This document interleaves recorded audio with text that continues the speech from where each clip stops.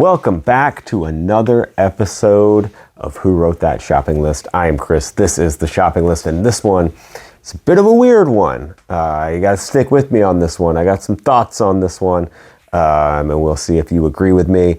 If you've been here before, welcome back. If you haven't been here, what we do is we take a shopping list that we found around in a store, a grocery store, whatever, that has been abandoned, and go through it line by line, try and figure out who wrote it, and then I take my prompt that when I describe who I think wrote it, put it into an AI image generator, and it pops out a picture of who I think wrote this shopping list. In the comments, you can agree, disagree. If there's anything that sticks out, you tell me about it. But let's take this shopping list on the back of a calendar, as you'll see, and see if we can answer this question. Who wrote this shopping list?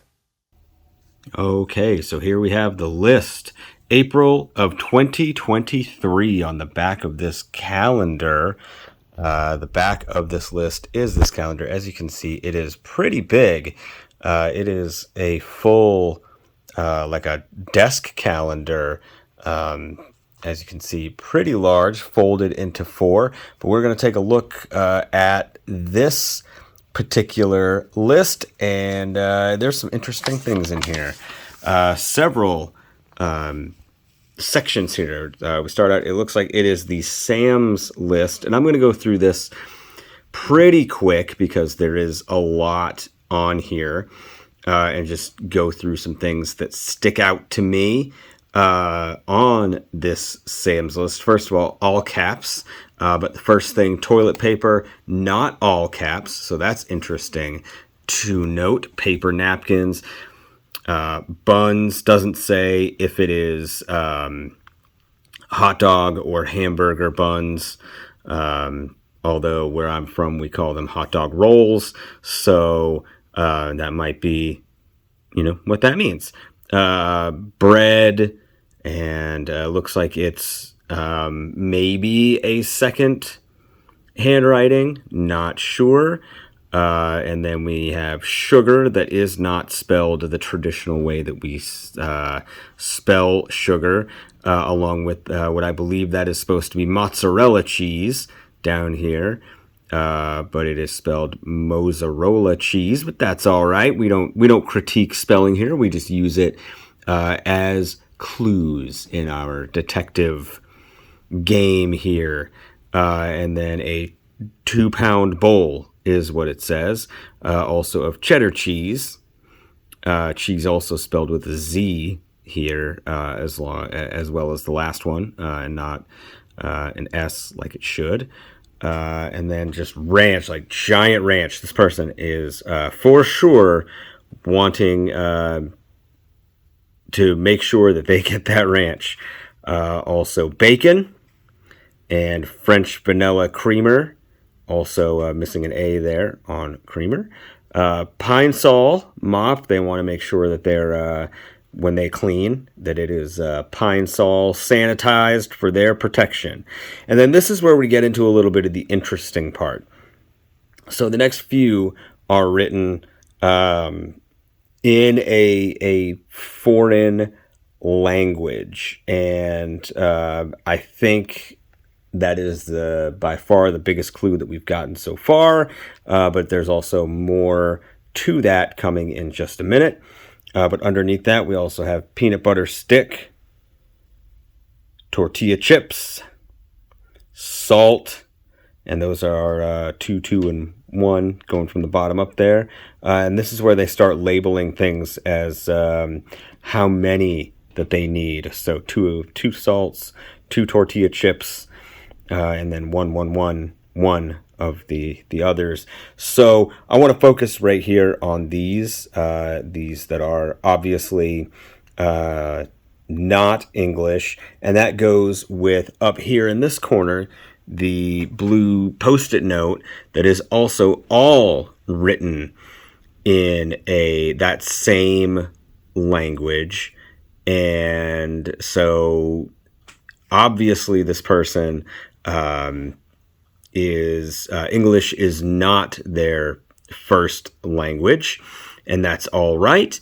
But that gives you a pretty good clue as to who wrote this list. You can decide there are several different handwritings, I think, whether it is one person or, like, for instance, the toilet paper, bread, and then down here, ranch and bacon seem to be written kind of the same way.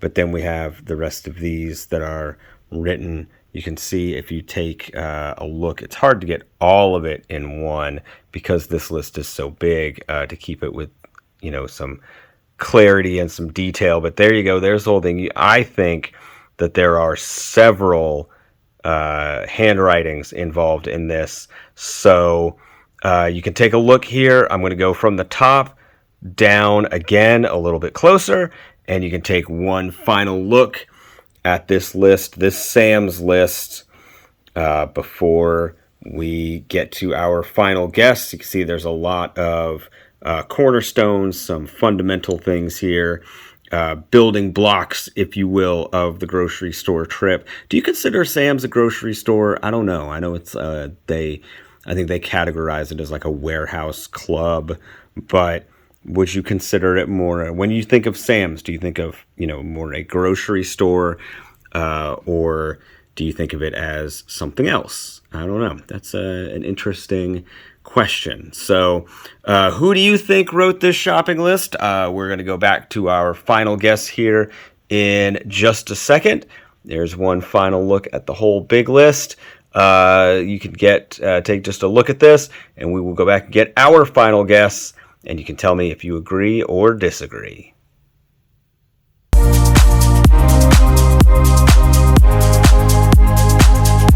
Okay, so for this list, this one a little bit different, very different from anything that we've had before. I think this is probably an international family. Or I'm kind of torn. It's either an international family or it's an international. It's like a group of college kids who are all like living together. They all have like shared housing, like one of those apartments. If you remember, pretty much everybody's first like college apartment is like everybody has a bedroom, and then like the kitchen and the living room are the shared spaces, and like everybody has like a bedroom with a bathroom. And you split up into four. So it might be somebody like that, where it's a group of college kids, and they're all living together, and they have like the share, like everybody pitches in for groceries, and they write down what's on the list, and then they go out shopping for like the house. So something like that, or a family. But I think this one is not so much like parents and kids. I think this is all just based on the penmanship, how nobody has like, and I just assume that children all have terrible handwriting. I mean, I have terrible handwriting, penmanship. But I think this one kind of reads as everybody who has written on it and contributed, of which it looks like there's probably at least 3 or 4 people. So it's probably, my official guess is a collection of international college students who have a shared living space, and they all contribute to one household grocery list.